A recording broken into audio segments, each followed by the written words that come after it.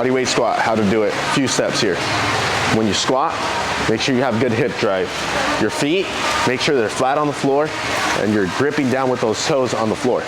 My foot stance is going to be either shoulder width, and it all depends because everybody's hips are different. So you might have a wider stance, you might have a little more narrower stance, also your height too. If you have a longer lower half, then that could play a huge role. And if you're a shorter person with a shorter half, you might get a little bit more depth in the squat. But with that being said, this is my position here. I'm about shoulder width apart, if anything. My feet are pointed straight. And what I want to do is I want to create rotation in the hip. That way I'm driving out. But before I do that, I create that hinge slightly on my hips. I drive out, I squat down. Notice I'm driving out. And I come up.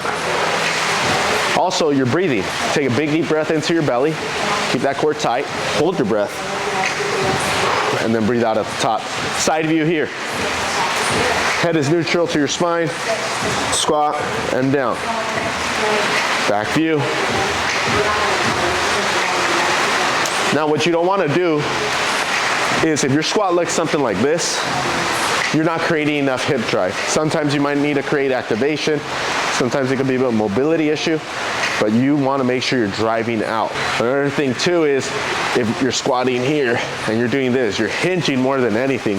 So if you have that issue of hinging the hips back and not being able to get into that depth, you could put some small plates right on your heels to elevate you, and you'll be able to get into a better squat. Drive the hips out.